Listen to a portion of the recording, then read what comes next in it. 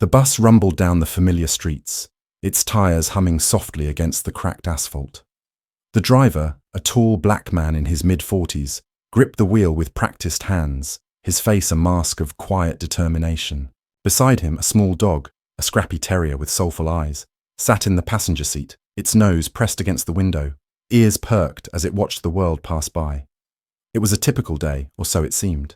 The passengers, absorbed in their own thoughts, read newspapers, stared at their phones, or gazed out the window, unaware of the routine, unspoken tension that hung in the air. The city was alive outside the bus, the sounds of car horns, distant chatter, and the occasional screech of tires.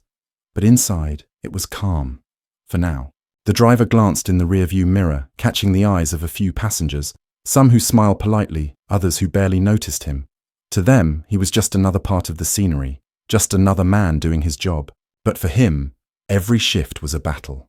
Not with the road, not with the schedule, but with something deeper, something that had been ingrained in him long before he ever stepped behind the wheel of a bus. He shifted his attention back to the road, his grip tightening slightly. His dog, sensing the change, tilted its head as if questioning his sudden stillness. "Not today, buddy," he muttered softly to the dog, though the words were not meant to comfort it, but himself. It had been a while since he'd had a moment to think about the weight he carried, about the countless times he had felt watched, judged, or outright invisible. But on days like this, with the noise of the world fading into the background, those thoughts had a way of creeping back in. The bus came to a stop at a familiar corner. A few more passengers got on, none of them giving the driver more than a passing glance. He flicked a glance toward the street, watching the pedestrian traffic outside. And that's when he saw them. 2 police officers, standing on the sidewalk, their eyes scanning the street as they spoke. The driver's heart rate quickened, but he dismissed the feeling immediately.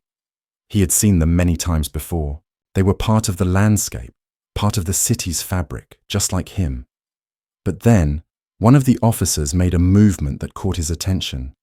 The officer's eyes locked onto the bus. There was a moment of recognition, and before he could even process the thought, the officer stepped into the street, his hand raised to signal the bus to stop. The bus jerked to a halt, the sudden motion causing a ripple of discomfort through the passengers. The driver's hands tightened on the wheel. He didn't know why, but something in his gut told him this wasn't just another stop. "Here we go," he whispered to the dog, more to himself than anyone else. The bus doors opened with a hiss, and the 2 officers walked toward the bus with purpose. The air inside the bus seemed to thicken, the passengers now acutely aware of the sudden presence outside. The dog whined softly. "Stay calm, buddy," the driver murmured. But as the officers drew closer, he could feel the familiar, suffocating weight of tension build in the pit of his stomach. He had been pulled over before many times, but something about today felt different. There was a coldness in the officers' steps, a subtle but unmistakable shift in their demeanor. They weren't here just for a routine check. And that's when it hit him. They were coming for him. The door hissed open, and the first officer, a tall man with sharp features, stepped onto the bus. His partner, shorter and stockier, followed close behind. The driver's heart beat faster. Something was wrong. "Excuse me, sir," the officer said, his voice cold and flat. "Step off the bus." The passengers shifted uncomfortably in their seats, some glancing around as if unsure what was happening. The driver's grip tightened around the steering wheel, but he didn't move. His eyes flicked to the dog, which was now barking softly, sensing the rising tension. "I'm sorry," the driver asked, his voice steady, though the anxiety was creeping in. "What seems to be the problem, officers?" The tall officer's gaze hardened, his jaw clenching as he took a step forward. "Step off the bus now!" A heavy silence settled between them, the bus almost holding its breath. The driver hesitated, then slowly, deliberately stood up. His dog growled low, but the driver shot it a warning glance. The second officer stepped closer, his eyes scanning the driver, the dog, and then the passengers, as if trying to gauge the situation. "You're coming with us," the first officer said, his tone dismissive, his eyes never leaving the driver's face. Before the driver could respond, the officers were already pulling him off the bus. The dog, now in a frenzy, barked furiously as the passengers watched in stunned silence. It all felt wrong, the way the officers moved, the way they treated him, the judgment in their eyes. But he was just trying to stay calm, trying to maintain his composure as they pushed him toward the sidewalk. As the door of the bus closed behind them, the driver's heart pounded in his chest. He had been here before, too many times, but something about today made it different. He could feel it deep down. This wasn't just another routine stop. The officers were about to learn just how wrong they were, and as the seconds passed, regret would hit them harder than they could ever imagine. The hot, sticky air pressed in on the driver as he was pulled away from the bus, the sound of his dog's frantic barking still echoing in his ears. His heart raced in his chest, blood pumping harder than usual. This wasn't just a routine traffic stop. He could feel the difference in his gut, like a low hum of warning that told him this wasn't going to end quietly. The tall officer stood close behind him, his fingers tight around the driver's elbow. The driver tried to shrug him off, but didn't have the energy to fight back yet. They were in public, and while the passengers on the bus may have felt uncomfortable, the officers clearly didn't care about who was watching. The second officer, shorter but stockier, stood in front of the bus driver, a menacing smirk tugging at his lips. The smugness was thick, like a silent threat hanging in the air. The driver didn't know what to say. He had lived this reality far too many times to mistake it for anything other than the same old cycle, a cycle of humiliation and pain, one that his people had endured for generations. It was the same weight he had felt 1,000 times before, the weight of being seen as less, of having to prove his worth before a judge and jury who would never listen. "Step over here," the first officer barked, pulling him further from the bus. The driver complied reluctantly, glancing over his shoulder toward the bus. The dog, now frantic, scratched at the door, whining and barking louder with every passing second. The first officer's voice cut through the air like a blade. "You think you're too good for a routine stop? You think your dog and your little job on this bus make you special?" His words were sharp and deliberate, each syllable laced with the weight of something deeper. The unspoken prejudice and racial hatred that often simmered just beneath the surface. The driver clenched his fists, but he refused to show weakness. This was a game they played, and he wasn't about to fall into their trap, not again. "Sir," he said, his voice calm but edged with the anger he had kept buried for years. "I'm just doing my job. I didn't break any laws." The shorter officer snorted derisively, folding his arms over his chest. "You don't get to talk back, boy," he sneered, stepping forward, his face inches from the driver's. "You don't tell me what you did or didn't do. You're here because I told you to be. You're here because you've got no choice. People like you never do." The word struck him harder than he would admit. People like you. The officer didn't even have to finish the sentence. The implication was clear. It was always clear. The officers weren't just putting him in his place. They were reminding him of where he belonged, at the bottom, beneath them, a mere inconvenience. The driver held his breath, trying to stay composed. He knew what this was. He had seen it in their eyes before. The contempt, the judgment, the expectation that he would cower, that he would shrink and beg for their approval. It had happened too many times to count, but this time, something inside him snapped. He wasn't going to back down, not now, not anymore. "Enough," the driver said, his voice steady but carrying an undeniable authority. He squared his shoulders, standing tall despite the weight of their gaze. "You're out of line. I've been pulled over before, and I've played your game, but today is different." The first officer's face darkened. "You don't tell me what's different, boy," he spat, his fist tightening as he took a step closer. The driver didn't move. He stood his ground. "I'm a man, not your property, and you will treat me like one." For a moment, there was silence. The officers exchanged glances, their smugness replaced by something else, something that flickered between anger and disbelief.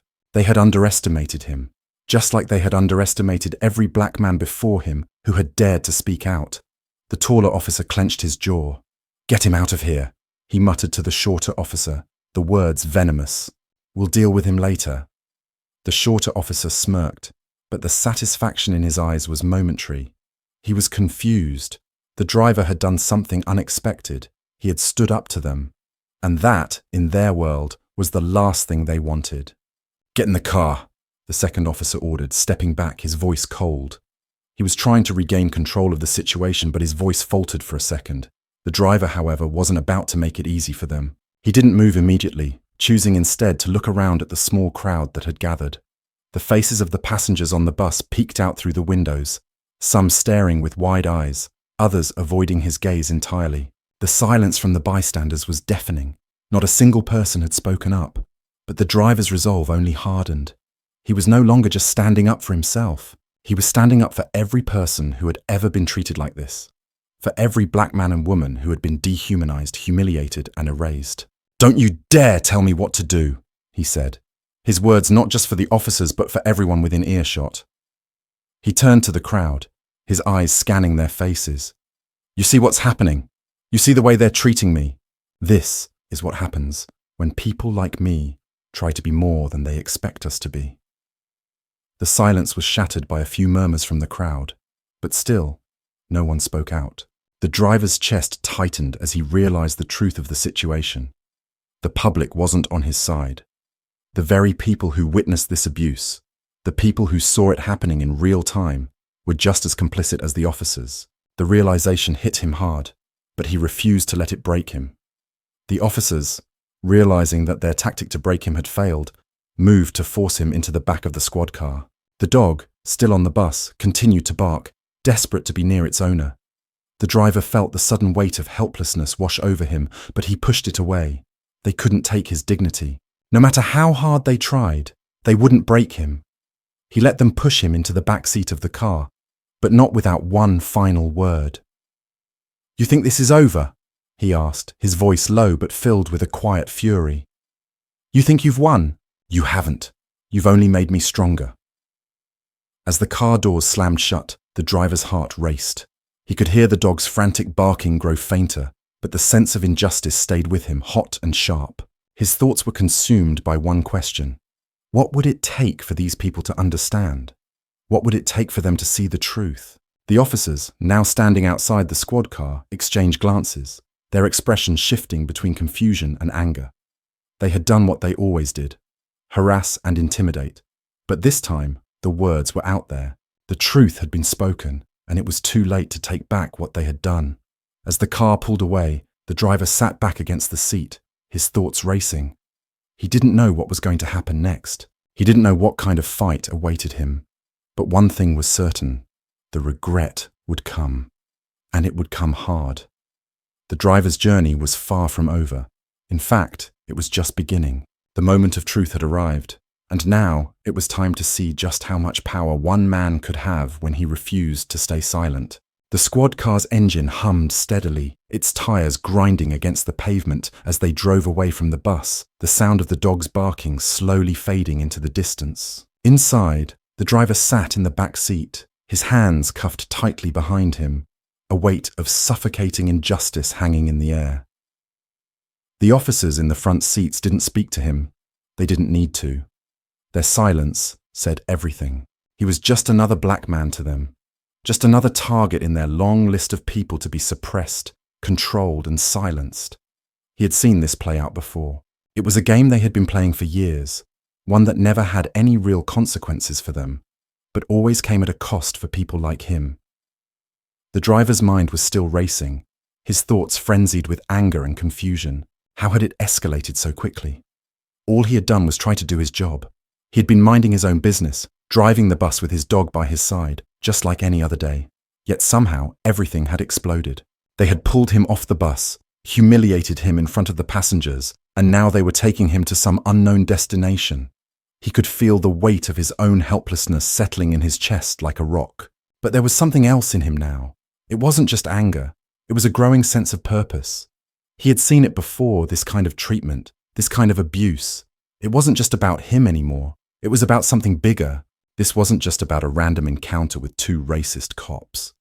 This was about an entire system, a system that preyed on people who looked like him, who lived like him, who didn't have the luxury of being seen as human by those who held power. As the car sped through the streets, his mind began to replay the events over and over, each moment cutting deeper than the last. The officer's words echoed in his ears, each one laced with venom. "You think you're too good for a routine stop? You don't get to talk back, boy." The words stung. The weight of them was suffocating. But what hurt even more was the truth of it. He was being treated like something less than human. He had been spoken to like a criminal, not because of anything he had done, but because of what he looked like, because of who he was. The car slowed, and the driver's heart picked up pace. They were turning down a side street, a narrow alley that didn't look like it led anywhere good. The air outside was thick with the smell of oil and gasoline, the sounds of the city muffled by the surrounding buildings. It felt like a dead end, a place where no one would hear his cries for help. "Where are you taking me?" the driver finally asked, his voice low but clear, trying to control the rage that was bubbling up inside him. He needed answers. He needed to understand why this was happening. But the officers didn't respond. The silence between them grew oppressive, like an invisible weight pressing down on him. He could feel their disdain radiating off of them, like a second skin they wore. They didn't care about him. They didn't care about his rights, his dignity, or his humanity. He was just a pawn in their sick game, an inconvenience to be dealt with, a lesson to be taught. They were in control. They had the power. And then, without warning, the car came to a stop. The officers got out and opened the door, dragging him out roughly, not caring how much it hurt, not caring that he was still in shock from the humiliation of everything that had happened in the last few minutes. "Get inside!" the officer commanded, pointing to a building that looked like it hadn't been used in years. The windows were boarded up, and the metal door was rusted and covered in grime. It was a place of neglect, a place meant for people like him, discarded, hidden away, forgotten. He knew what this was. This wasn't a holding facility. It wasn't a police station. This was a place where they could do what they wanted, with no one around to stop them. The driver resisted, his mind racing. He could feel the adrenaline coursing through him, his body screaming for him to do something, to fight back, to scream for help. But he also knew that if he fought, if he resisted too much, things would get worse. They would make it worse, and the consequences of his actions would be dire. He took a deep breath, calming himself, trying to summon the strength to stand tall in the face of their brutality. "Please, just tell me what I did," the driver asked, his voice shaking now, not from fear, but from the sheer exhaustion of everything he'd been through. "What did I do to deserve this?" One officer stepped forward, his face twisted with a mixture of anger and satisfaction. "You don't need to know. You don't get to ask questions. You're here because we said so, and that's all that matters." The words hit him like a slap, the final realization sinking in. There was no justification, no explanation. There was no reason for any of this. It wasn't about him. It wasn't about what he had done. It was about the fact that he existed, that he had dared to walk through the world with his head held high, that he had dared to challenge their authority. That was enough to make him a target. The officer grabbed him roughly by the arm and shoved him toward the door. The dog's barking grew louder, frantic, as if it knew that something was terribly wrong. The driver's heart ached as he thought of his companion, the only one who had been there for him through all of this, the only one who had stayed loyal. He had to get out of here. He had to escape. But the odds were against him. They shoved him inside, the door slamming shut behind him, and he found himself standing in a dark, musty room. The smell of mildew and stale air filled his nostrils. It was cold, the walls bare and crumbling, the light flickering overhead like some cruel reminder of his fate. He was trapped. He didn't know where he was or what was going to happen next, but he knew one thing for certain. He had to get out. "You can sit there and wait," the officer said, his voice dripping with disdain. "We'll deal with you when we're ready." The driver looked around the room, his eyes scanning the space for any way out, any chance of escape. But there was nothing. There was nowhere to go. The door slammed shut, and the sound echoed in his mind, a reminder that he was alone, at the mercy of these officers. He thought of the passengers on the bus, of the people who had witnessed everything but said nothing. He thought of his dog, still out there, alone and frightened, waiting for him. The injustice, the humiliation, the rage, it all flooded over him in a rush. He had been here before, in moments like this, where he had no power, no control, where his only choice was to endure. But not today, not anymore. The officer's words echoed in his mind, but they weren't enough to break him. They hadn't taken his dignity, not yet. He wasn't going to sit here quietly. He wasn't going to let them win. "I won't let you break me," he muttered under his breath. as the darkness of the room closed in around him. I won't. And in that moment, he made a vow. A vow that no matter what happened next, no matter how much they tried to strip him of his humanity, he would fight. He would make them regret ever making him feel small. Let's take a short pause here. We'd love to hear where you're listening to our stories from, and if you've ever experienced something similar in your life. Your thoughts and stories are really important to us, and we truly appreciate you being here. If you're enjoying the story, don't forget to like, subscribe, and share with others. Your support means a lot. Now, let's continue. The cold concrete floor beneath the driver's feet felt like a reminder of the reality he was trapped in. He had been shoved into the small, dimly lit room, and now there was nothing but silence, a suffocating silence. He was alone, his thoughts racing as he tried to process everything that had happened. The harsh, unprovoked treatment, the officer's cruel words, the way the world had turned its back on him. It all seemed like an endless loop, a story that had been playing out for generations. A story of being seen as less, of having to fight for every scrap of dignity in a world that continually sought to strip it away. His hands were still cuffed behind his back, a cold reminder of how little control he had in this situation. He had been forced into this room without a word of explanation, without any clear understanding of what was happening or what was about to happen. All he knew was that he had done nothing wrong. He had been just another driver, just another person going about his day. And yet here he was, locked in this suffocating room, waiting for some unknown fate to unfold. His thoughts drifted to the passengers on the bus. He wondered what they were thinking. What had they seen? Had any of them felt the sting of injustice the way he had? Had anyone noticed the look of disgust in the officer's eyes, the way they had dismissed him, as if his life and his presence were nothing more than an inconvenience to be dealt with? He thought about the dog, barking desperately, helplessly in the background. His dog was part of the daily routine, part of the comfort he'd built for himself in this world that had so often tried to break him. But now, his dog was alone, unsure, just as he was. His mind swirled with a mix of anger, hurt, and confusion. The moments from earlier in the day played over and over in his mind. The officer's eyes, their cruel smiles, their mocking words. It wasn't the first time he'd experienced such treatment, but this time it felt different. This time it felt personal. This time it felt like they were trying to erase him, to erase people like him. They had taken something from him, something that could never be returned, his dignity. But what hurt the most was the fact that this wasn't just about him. It wasn't just a random incident. This was a pattern, a system that had been built over generations. This was the weight of history, the weight of centuries of racism and discrimination, pressing down on him like a vice. Suddenly, the door to the room creaked open, and a figure stepped inside. The driver tensed, his heart skipping a beat. He didn't know who it was, but he could feel the shift in the air. The officer who stepped in was different from the others. Older, with greying hair, and a face that looked like it had seen too many years of struggle. He didn't look angry, not at first, but there was something in his eyes, something cold that made the driver uneasy.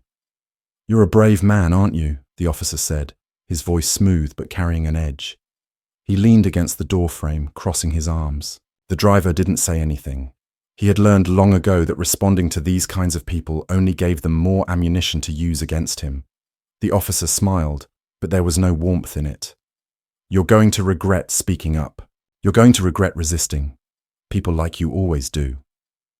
The driver's chest tightened. "People like me?" The officer's smile grew wider. "You really think you're special? You really think your life means something in this world? You're nothing more than a statistic, a number, a problem to be solved." The words cut through him like a knife, and for a moment, the room felt smaller. The weight of them pressed down on him, the harshness of their truth sinking in. This wasn't just an isolated incident. It was a small piece of a much larger picture. The officer was right about one thing. The system was designed to break people like him, to make him feel invisible, to make him feel like he didn't matter. But he wasn't going to let them do that. Not now. Not after everything he had already been through. He had been taught since he was a child to keep his head down, to take the hits and move on. But somewhere along the way, he had stopped accepting that. He had stopped accepting their version of him. He clenched his fists, feeling the sharp metal of the cuffs digging into his wrists. He stood up straighter, meeting the officer's gaze with a newfound resolve. "I won't apologize for standing up for myself," he said, his voice low but firm. "I won't apologize for existing." The officer's eyes narrowed. "You should," he said, his voice suddenly cold. "Because the moment you stepped out of line, you became a problem. And we don't deal with problems the way you think we do." The officer moved closer, his breath smelling faintly of cigarette smoke. He reached out, grabbing the driver by the arm and yanking him toward the door. "You think you're tough? Let's see how tough you are when you're in a real cell, with real criminals." The driver was shoved forward, his body slamming into the cold metal wall of the room. The officer's grip tightened, and for a brief moment, the driver felt a rush of fear. But the fear wasn't for himself. It was for the world that had created this moment. The world that had turned him into something to be feared, something to be controlled, simply because of the color of his skin. His mind raced. What was the point of all of this? Why were they doing this? Why were they so determined to break him down? He was just trying to live his life, just trying to do his job. And yet, they treated him like an animal. He could hear the voices of his ancestors in his head, the voices of people who had fought for their dignity, for their humanity in a world that constantly tried to strip it away. He could hear their words, the words of those who had come before him, those who had endured far worse than this and had come out the other side stronger. He wasn't going to let this moment define him. He wasn't going to let this officer or any of them take away his humanity. "I'm not going to break," he said through gritted teeth, his voice steady despite the anger bubbling up inside him. "I'm not going to let you." The officer hesitated, just for a moment, before shoving him back against the wall again. This time, the driver didn't flinch. He didn't cower. He stood tall, refusing to let them see the fear they were trying to instill in him. He wouldn't let them win, not now, not after everything. The officer stepped back, seemingly satisfied with the brief moment of power he had gained. He stared at the driver for a long moment, sizing him up before turning to leave. "You'll learn your place soon enough," he muttered over his shoulder. But the driver didn't respond. He wasn't going to let them see how much their words hurt him. He wasn't going to let them see how deep their racism ran, how much it affected him. Instead, he turned his back to them, his eyes focused on the wall in front of him. It was in that moment that the realization hit him. They had already lost. They had underestimated him. They thought they could break him. They thought they could make him bow down to their system. But they were wrong. He wasn't going to break. Not now.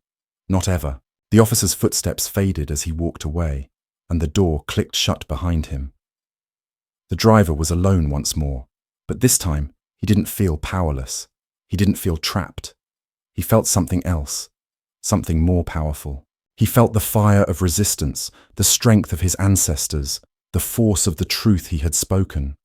And as the seconds ticked by, the realization that he had nothing left to lose filled him with an almost overwhelming sense of purpose. The fight wasn't over. In fact, it had only just begun. The hours dragged on like a slow, suffocating fog. The driver sat alone in the cold, dim room, his body aching from the constant tension. His wrists, still shackled behind his back, felt raw from the cuffs. But it wasn't the physical pain that gnawed at him the most. It was the weight of humiliation, the knowledge that once again he was being treated like less than human, simply because of the color of his skin.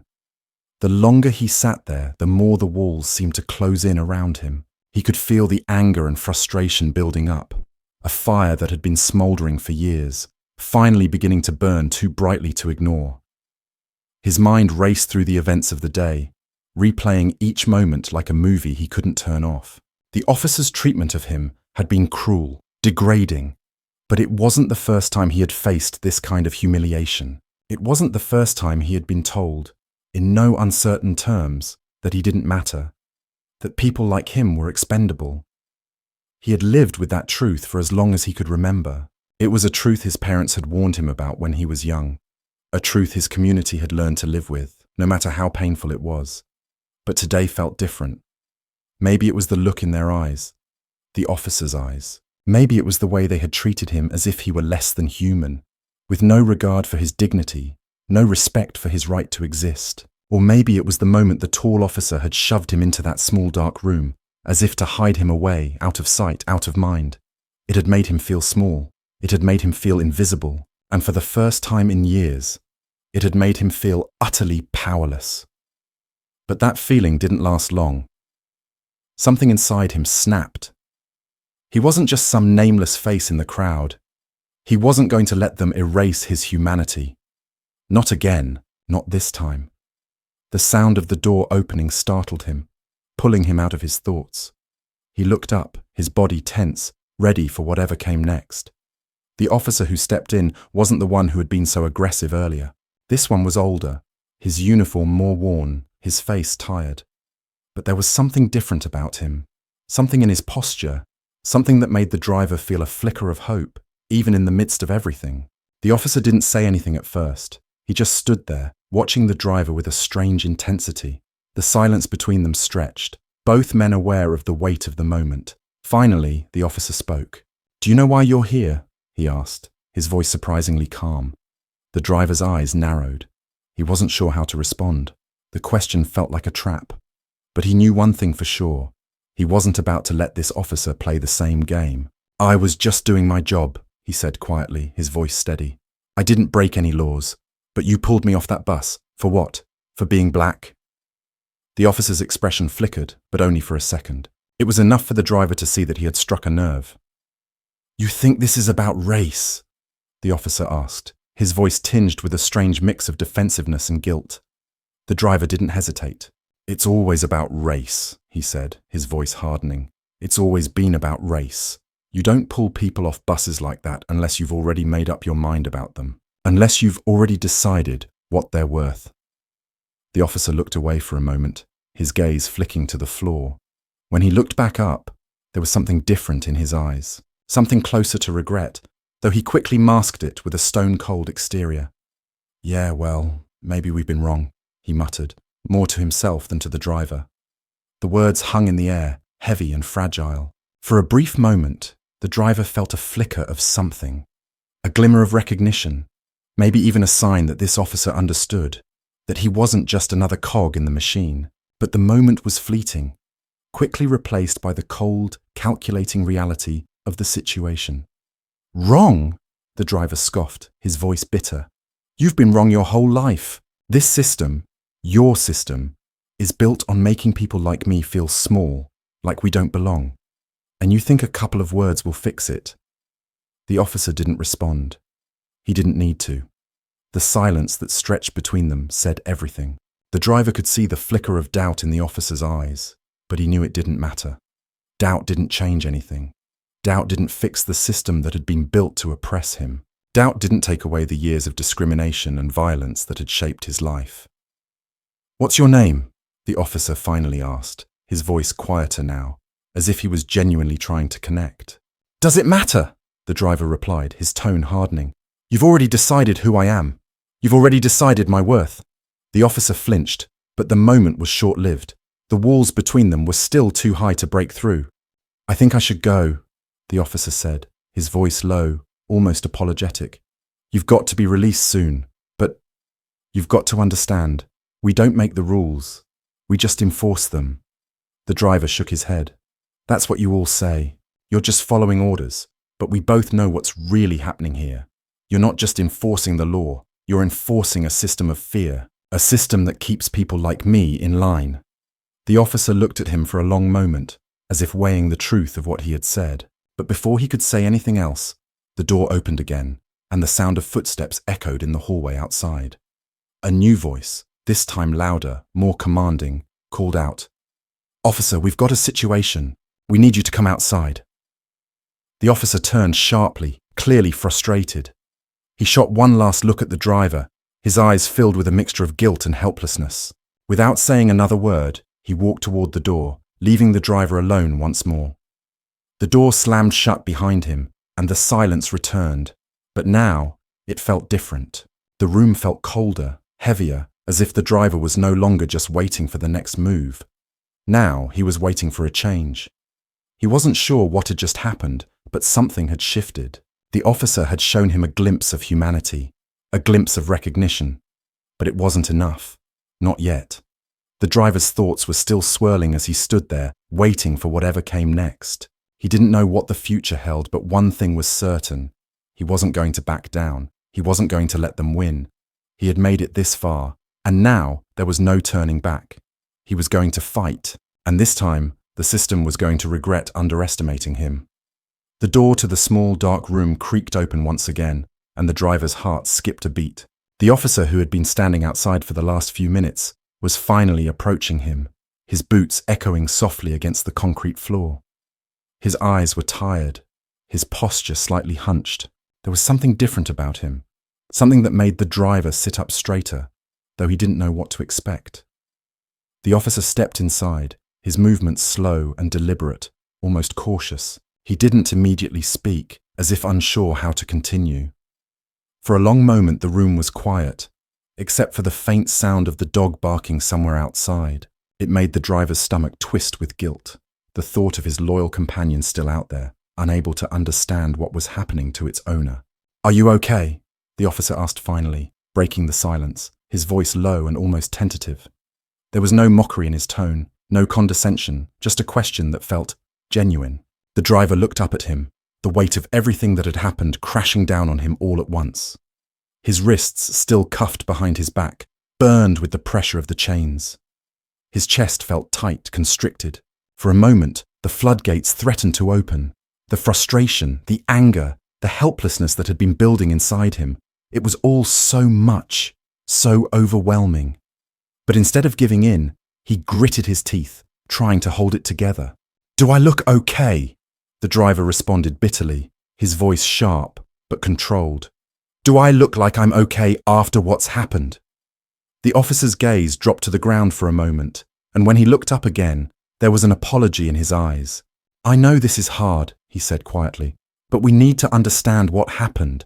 We need to hear your side of it." The driver's eyes narrowed. He wasn't ready to forgive. He wasn't ready to give in to any pretense of understanding. The words were hollow. How many times had he heard the same thing before, only to have it lead nowhere? "What happened?" the driver repeated. His voice was colder now, as the rage began to creep back in. "You tell me what happened. You pulled me off the bus, humiliated me in front of everyone, accused me of things I didn't do. You treated me like I was less than a person, just because of the color of my skin." The officer flinched, and the driver could see the discomfort in his eyes. The truth was hitting harder than he expected. But the officer wasn't done yet. He took a slow step forward, his expression softening, his voice low. "I know it wasn't right," he said, "but I was just doing my job. I didn't mean for it to get out of hand." The driver felt a knot tighten in his stomach. His hands clenched into fists behind his back, the rage bubbling to the surface once again. "Doing your job," he spat, the words harsh and bitter. "Your job is to uphold the law, not to treat people like they're animals. Your job is to protect and serve. But instead you tear people down. You humiliate them. You make them feel less than human." The officer opened his mouth, but no words came out. The driver saw the guilt flicker across his face, and for a brief moment, it seemed like he might say something that would finally make a difference. But the officer's posture stiffened, and the moment passed. Instead of an apology, the officer seemed to close himself off, retreating back into his role, back into the armor of indifference. "Look," the officer began, his tone less sure now. "I get it, but this isn't an easy job.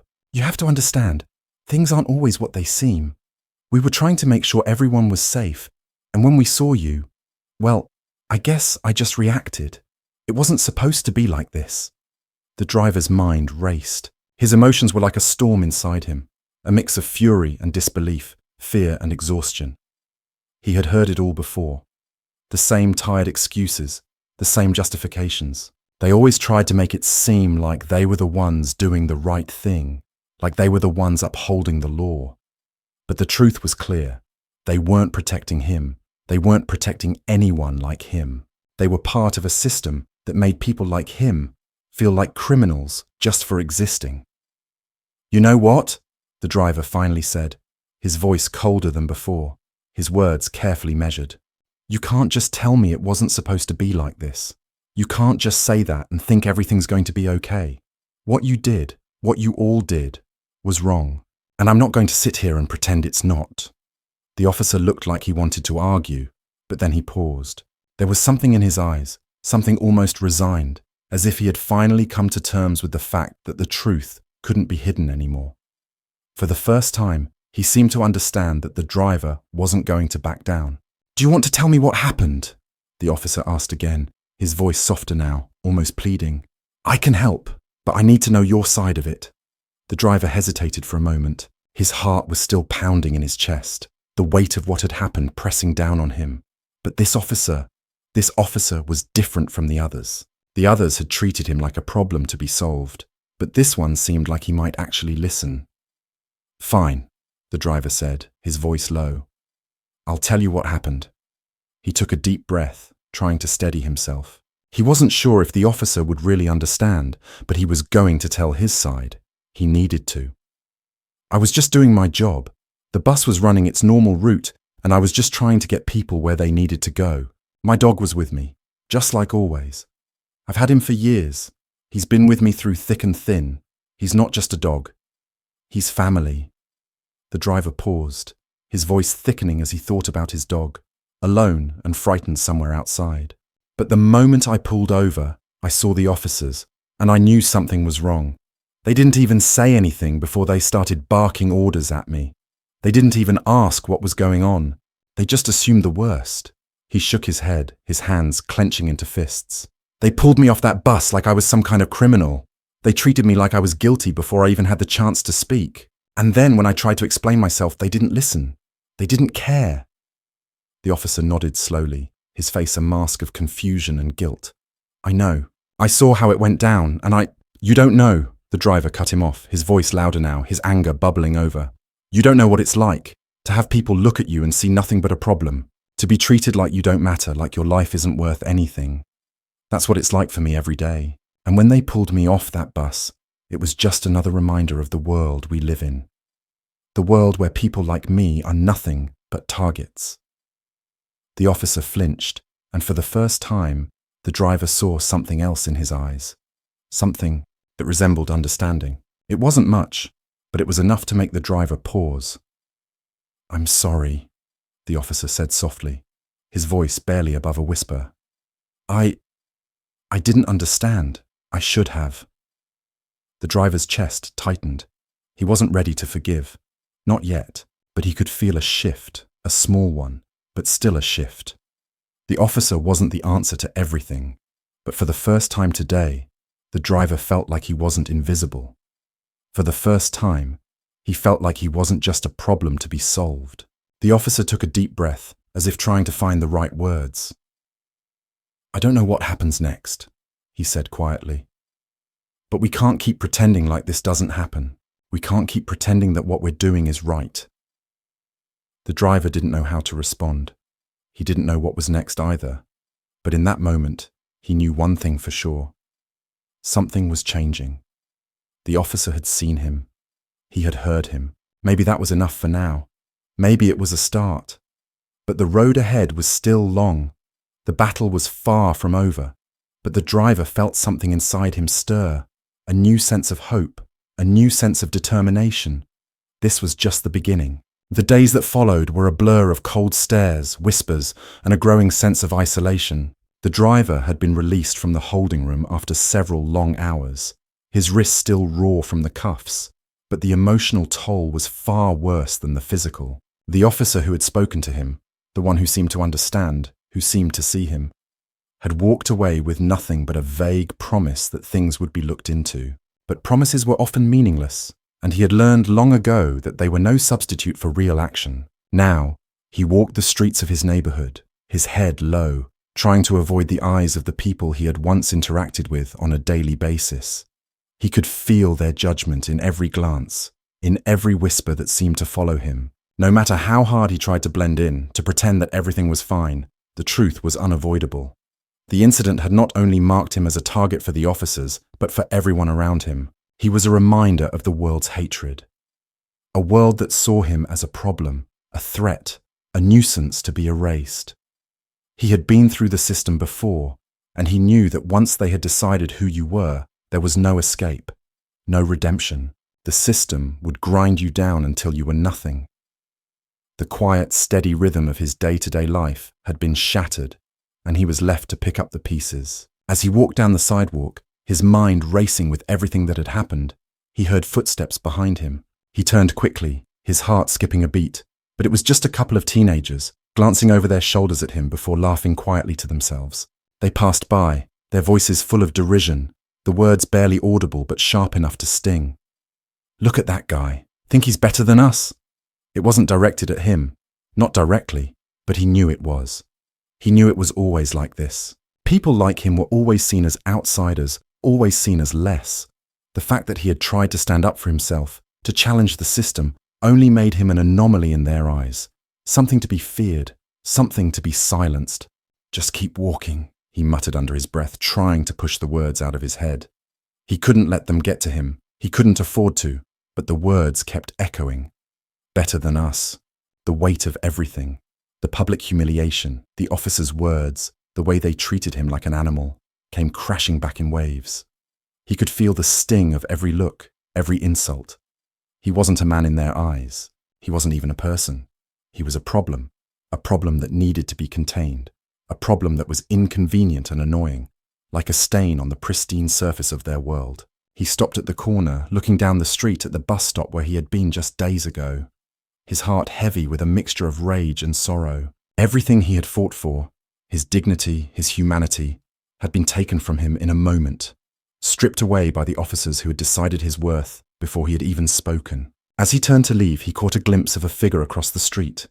It was the same officer, the older one who had spoken to him in the holding room.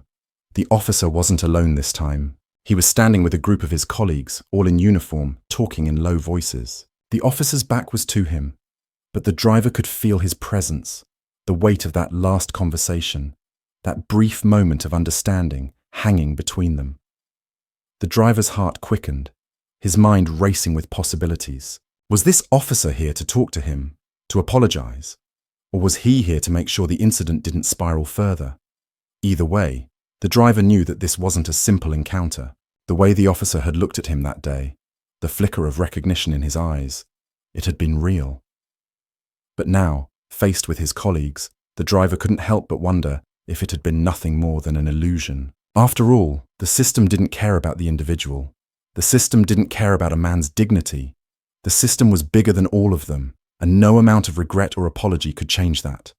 But the officer didn't see him. The moment passed, and the driver turned away, walking in the opposite direction, away from the men in uniform. The brief hope that had sparked within him earlier now felt like a cruel joke. What was the point? What was the point in standing up, in fighting back, when the world kept pushing you down? As the hours passed and night began to fall, the driver found himself walking the streets of the city, his thoughts a whirlwind of frustration and anger. He had once been a part of this city, a small piece of its fabric, just another face in the crowd. But now he felt like an outsider, like a shadow, walking through a place that had never really accepted him in the first place. He was always just another black man, another criminal waiting to be caught. His life was a statistic, a part of a pattern that had been built over centuries. The more he thought about it, the more the feeling of helplessness grew. He had stood up. He had tried to make a difference. But what had changed? What had really changed? The system still existed. The officers still walked the streets, still held power, still controlled the lives of people like him. It was a fight he couldn't win. The truth was simple. No matter how hard he fought, no matter how much he stood up for his rights, they would always find a way to put him back in his place. But just as the weight of the world seemed to bear down on him, a voice broke through the fog of his thoughts. "Hey, you!" The driver turned quickly, his heart racing, his body tensing. He didn't know who it was, but his body was already on high alert. He wasn't sure what to expect anymore. It could be anyone. It was Rachel. She stood a few feet away, her face flushed with concern, her hands nervously tugging at the sleeves of her jacket. She was one of the passengers from the bus, one of the few who had seen everything that had happened. And now, here she was, standing in front of him, her eyes filled with something different, something he couldn't quite place. I saw what happened," Rachel said, her voice shaky but determined. "I don't know what to say. I don't know how to make this right." But I need you to know that I'm sorry. What they did to you, it was wrong, and I'm sorry for not saying anything." The words hit him harder than he had expected.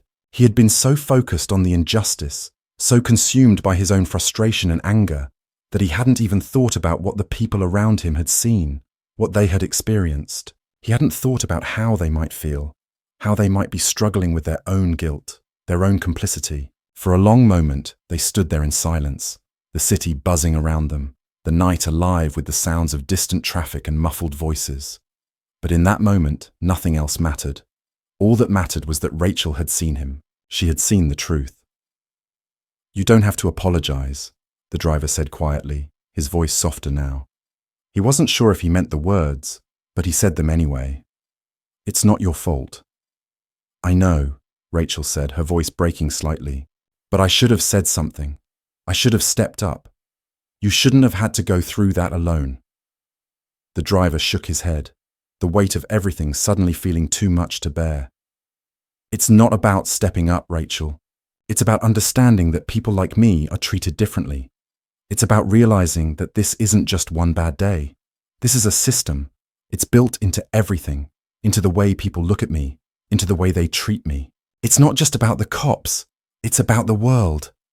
Rachel's eyes filled with tears and she stepped closer, reaching out to touch his arm. "I don't know what it's like to be you," she said softly. "But I'm here, and I'll be here. I won't stay silent anymore." For the first time in days, the driver felt a spark of something inside him, something that resembled hope, something that felt real.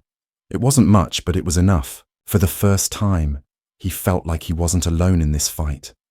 They stood there for a long time, the weight of everything still heavy, but the flicker of change felt closer than it had in a long time. The road ahead was still uncertain, still filled with obstacles, but for the first time in a long time, the driver felt like maybe, just maybe, there was hope for something better. Maybe the system wouldn't change overnight. Maybe it wouldn't change at all. But he knew one thing for sure. He wasn't going to stop fighting. Not now. Not ever. The days after his encounter with Rachel felt like they were moving in slow motion, the weight of what had happened dragging him down with each passing moment. The driver's thoughts, once clouded by rage and confusion, began to clear, but in their place was something much darker, a heavy sense of dread. The apology from Rachel had been a glimmer of hope, but he couldn't shake the feeling that it wasn't enough. He couldn't shake the feeling that nothing would ever be enough until the system that had put him in this situation was broken down. Every step he took felt like a reminder of how far he was from justice, from fairness, from anything resembling equality.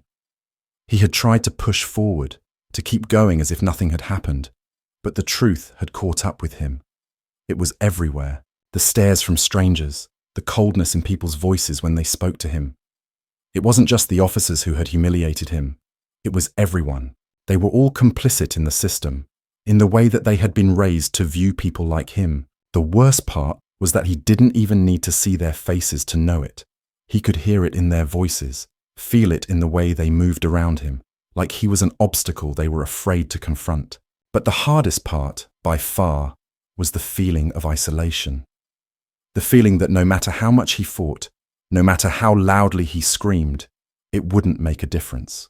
The world around him would always see him as less, always see him as a problem to be solved, a problem to be hidden away. It wasn't until a week later, when he found himself walking home after yet another long day, that things started to change again. He had been trying to drown out his thoughts, to distract himself from the constant reminder of the world's cruelty when he heard it, the unmistakable sound of laughter. He turned to see a group of teenagers standing outside a corner store, their eyes on him as he approached. For a moment, he considered walking away, avoiding the confrontation, but the way they were looking at him, with such open contempt, such obvious disdain, made him stop in his tracks. It was as if they had seen a man with nothing to lose and decided to take advantage of it. One of the teenagers, a tall boy with a backwards cap and a sneer on his face, stepped forward.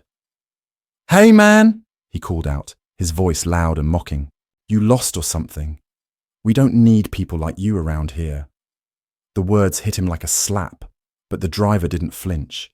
He had learned a long time ago that these were the moments that defined everything. These were the moments that mattered. The moments when he could either stand tall or let them break him. And today, he wasn't going to let them break him. "I'm not lost," the driver replied calmly, his voice steady. "But I think you are." The teenager's grin faltered for just a moment, and for a brief second, the driver thought maybe, just maybe, he had said something that would make them think twice. But the teenager recovered quickly, his grin widening as he stepped closer. "What'd you say to me?" The group around him laughed, and the driver could feel the heat rising in his chest. He could feel the anger starting to bubble up, but he fought to keep it contained. He had been here before. He had been the target of their taunts too many times. He wasn't going to let them win. "I'm just saying," he continued, his voice quieter now, but no less firm. "You're the one who's lost. You're the one who's stuck in a world where people like me are easy targets for you. But I'm not an easy target. Not anymore." The teenager's expression shifted, and for a moment there was something like uncertainty in his eyes. The group behind him fell silent, their laughter dying down. But the moment didn't last long. The tall boy's jaw clenched, and before the driver could react, he lunged forward, shoving the driver hard in the chest. "Get out of here, old man!" the teenager spat. "You don't belong here." The driver's body slammed into the side of the building, and for a moment he couldn't breathe. The blow wasn't hard enough to knock him down, but it was enough to send a shockwave through him, reminding him of the physicality of their hate. He pushed himself up, his hands shaking, his heart racing. But he didn't let them see his fear. Not this time. Not anymore. "You think you can push me around just because you don't like me," the driver said, his voice growing louder, filled with authority. The group of teenagers hesitated, glancing at each other, clearly unsure of what to do. But the tall boy, emboldened by his own aggression, stepped closer. "I think you should leave before things get worse," he growled. The driver took a deep breath, his chest rising and falling with the effort to remain calm. He looked the teenager in the eye, his gaze steady, unwavering. "You want me to leave?" the driver asked, his voice low but full of conviction. "I'm not going anywhere. Not until you understand that people like me aren't going to stand down anymore.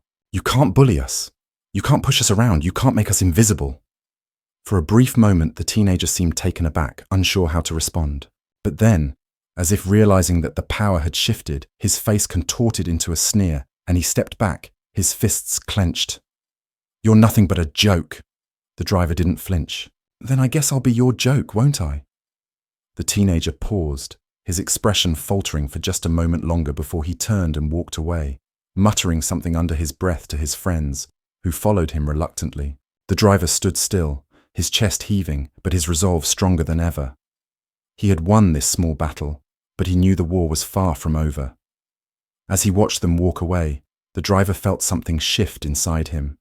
He had stood up for himself. He had faced them down, not with violence, but with his words, with his strength.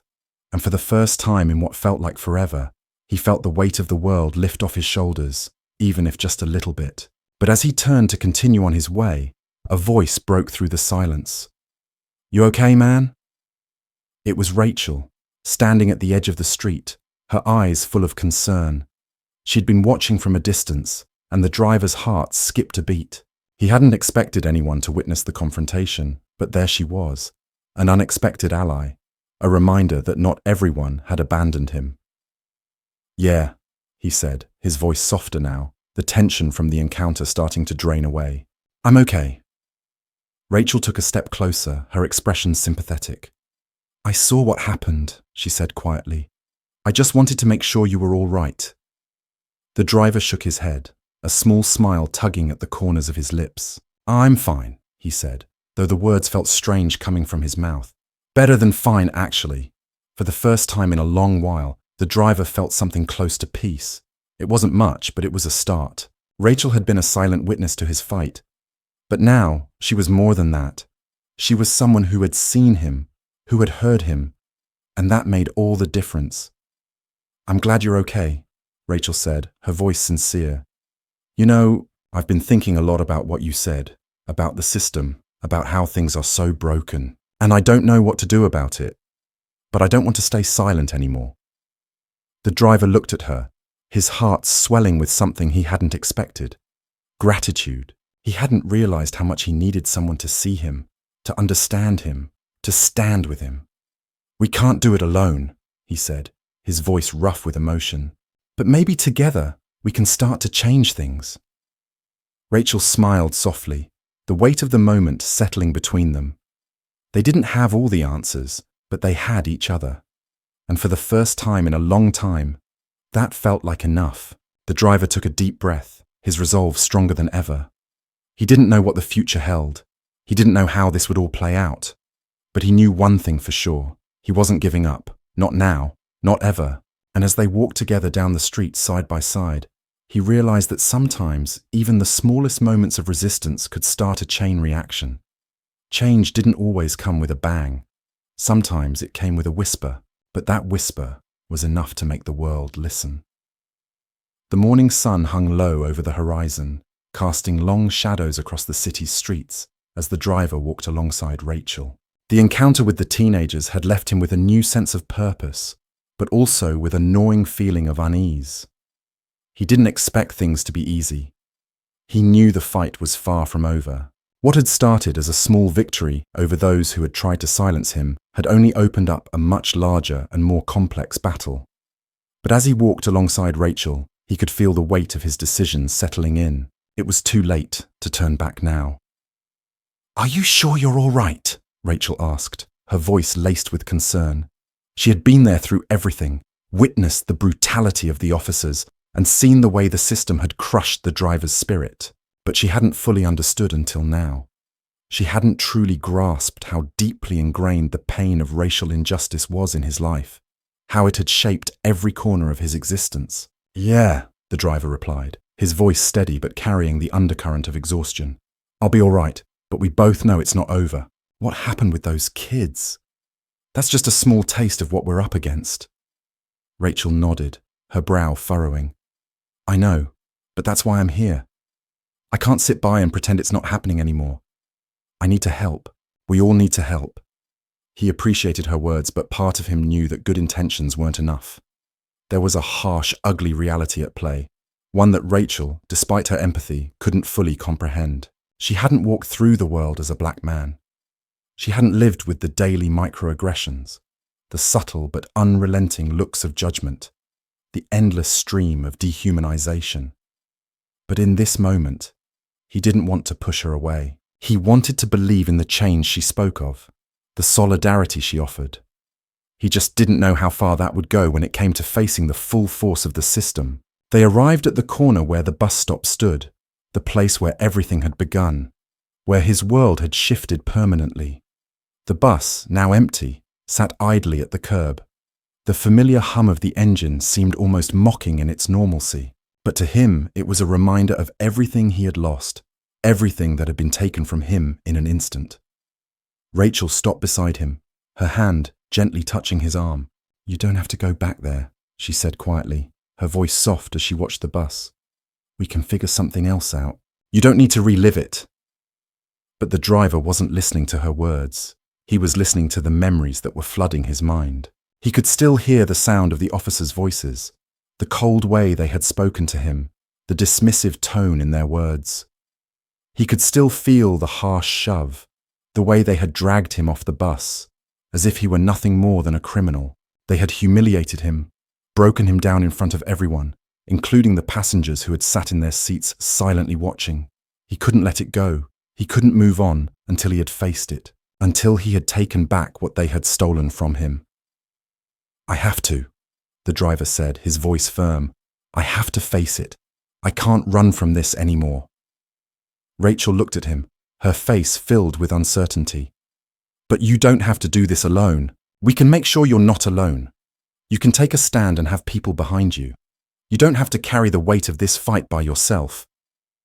The driver paused, his gaze locked on the bus. It felt like a battlefield, the place where everything had unraveled, where he had been reduced to nothing but an object of scorn. But Rachel's words were like a lifeline. Maybe, just maybe, this wasn't something he had to carry alone. With a deep breath, he stepped forward, feeling the weight of the world pressing down on him once again. He had come this far, hadn't he? He couldn't just stop now. Not when there were so many others who were still being crushed beneath the same system, who were still enduring the same humiliation. He couldn't let them win, not without a fight. As he approached the bus, he noticed a figure standing nearby, watching him. It was one of the passengers from the bus, an older woman who had been sitting near the front, watching the entire incident unfold. Her eyes met his, and for the briefest of moments, there was something unspoken between them. She had seen everything. She knew what had happened. And now, here she was, standing in silence, waiting for him to make the next move. "You okay?" she asked softly, her voice tentative but kind. The driver hesitated for a moment, then nodded. "I will be. I saw everything," she continued, her eyes lowering. "What they did to you, it wasn't right. I know I should have said something, but I didn't. I was too scared." He had heard this before. He had heard this apology countless times from people who had witnessed his suffering but had been too afraid to speak up. They always meant well, but their silence only added to the weight of the injustice. "You didn't speak up," the driver said quietly. "But I'm not angry with you. I'm angry with a system that makes it so hard for people to stand up. I'm angry with the way they treat us, like we don't even matter." The woman's eyes filled with tears, and she took a step closer, her hands trembling. "I'm so sorry. I should have said something. I should have stood up for you." The driver's heart softened. He had been angry for so long, angry at the world for treating him this way, angry at the system that had pushed him into this corner. But now he realized something. His anger wasn't going to change anything. His anger wasn't going to fix the world. But maybe, just maybe, if people like her, people who had witnessed the injustice, could find the courage to speak out, maybe they could start to make a difference. Maybe this wasn't just his fight. Maybe it was theirs too. "It's not too late," he said, his voice gentle. "We can all do something. We just have to keep standing up." The woman nodded, wiping her eyes. "You're right," she said softly. "We can't stay silent anymore." The driver turned to Rachel, who had been quietly watching the exchange. "It's going to take all of us," he said, his voice steady but filled with a new sense of determination. "But we can make a difference."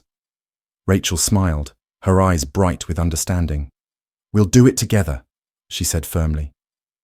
As they stood there, the weight of the past few days beginning to lift, the driver felt something shift within him. For the first time, he didn't feel completely alone. For the first time, he could see a glimmer of hope in the faces of those around him.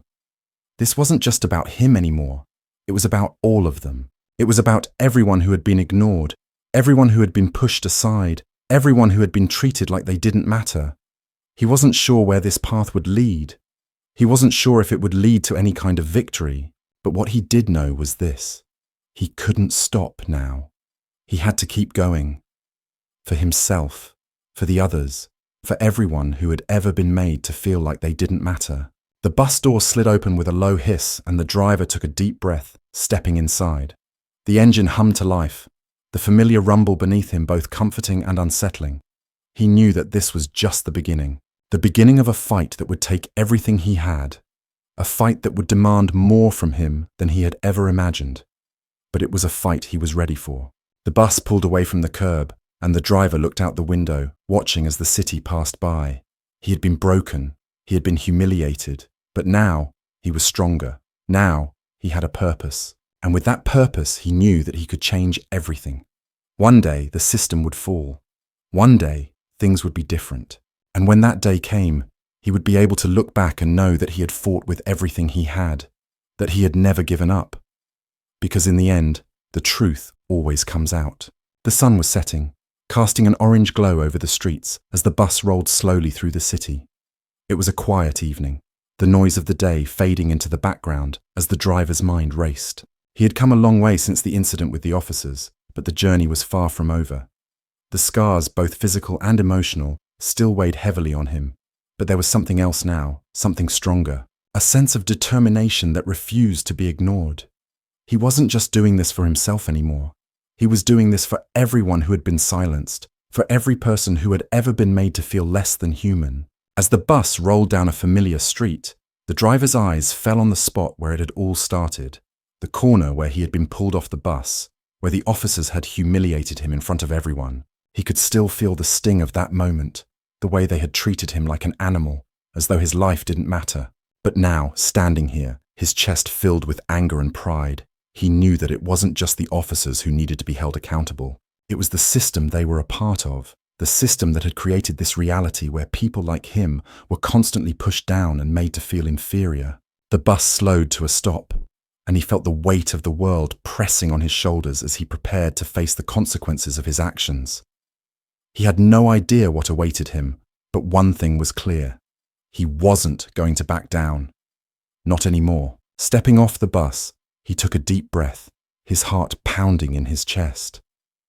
The cool air of the evening brushed against his face, but it didn't offer any relief from the storm of emotions that raged inside him.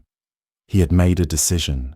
He had made the decision to keep going, to stand up for himself, to stand up for everyone who had been pushed aside by the world.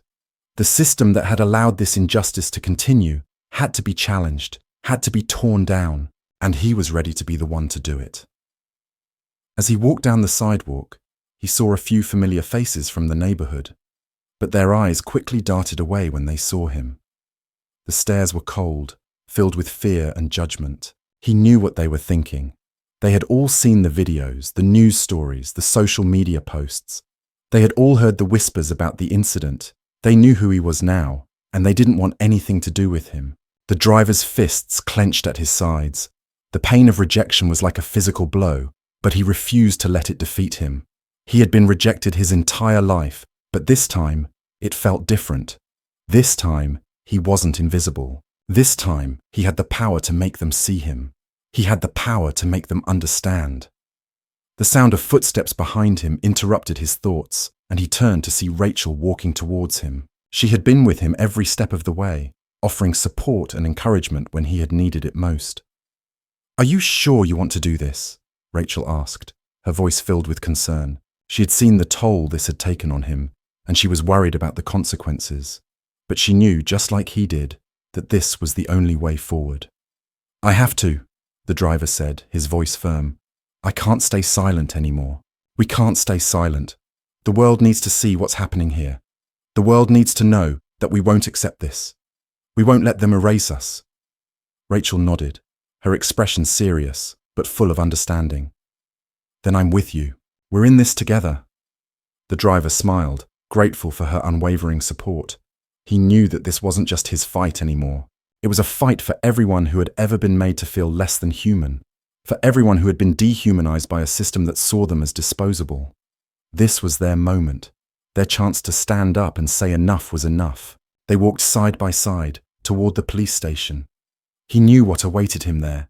The officers, the ones who had pulled him off the bus, would be waiting. But he wasn't afraid. Not anymore. He had faced them before, and he knew he could face them again. This time, though, it was different. This time, he wasn't alone. This time, he had a voice. As they approached the building, a police car pulled up, its lights flashing in the distance. The driver's heart began to race as he realized what was happening. They had been expecting him. They had been waiting for this moment, the moment when he would decide to take a stand. The door to the station opened, and two officers stepped out, their eyes scanning the street. The taller one, the one who had been so cruel to him during the initial incident, locked eyes with him. For a brief moment, neither of them spoke, but the tension in the air was palpable. The officer took a step toward him, his face hard, his jaw clenched. "I knew you'd come back," the officer said, his voice low, full of menace. "I should have known that a troublemaker like you wouldn't just walk away quietly." The driver stood tall, his chest out, refusing to let the officer's words intimidate him. "You don't get to call me a troublemaker," he said, his voice steady and full of authority. "I'm not the one causing problems. You are. You're the ones who treat people like me like we don't matter. You're the ones who try to crush us under your boot." The officer's eyes narrowed. "You don't know what you're talking about. You think you can just walk in here and start accusing us? You think you can change things? People like you don't change anything." The driver took a step forward, his voice growing louder, more powerful. "People like me? You mean people who don't fit into your perfect little world? You mean people who don't look like you, who don't think like you, who don't live by your rules?" Well, I'm here to tell you that you're wrong. People like me have been speaking up for generations. People like me have been standing up and fighting for what's right, even when you try to silence us. Rachel stepped forward beside him, her presence a quiet but powerful statement of support. "We're not afraid of you," she said, her voice firm. "We're not going anywhere, and neither is anyone else who's been treated like this." The officer faltered, his face flickering with a mixture of disbelief and anger. The driver could see it. The officer was scared. He was scared, because for the first time, someone was standing up to him. Someone was calling out the lies, calling out the system that had protected him and people like him for so long. The driver took another step forward, his eyes never leaving the officer's face. "You think this is over? You think that by pushing us down, by humiliating us, you can keep us silent? Well, you're wrong. This isn't just about me. This is about everyone who's ever been treated like this. This is about everyone who's ever been told that they don't matter. We're not going away. We're not going to stop until we get the respect we deserve." The officer's lips curled into a sneer, but there was a crack in his confidence. "You're not going to change anything. You're just a distraction." The driver's heart pounded in his chest, but he didn't back down. "I am the change. People like me are the change, and we're done being quiet. We're done being invisible." The officer opened his mouth to respond, but before he could speak, a voice came from behind him.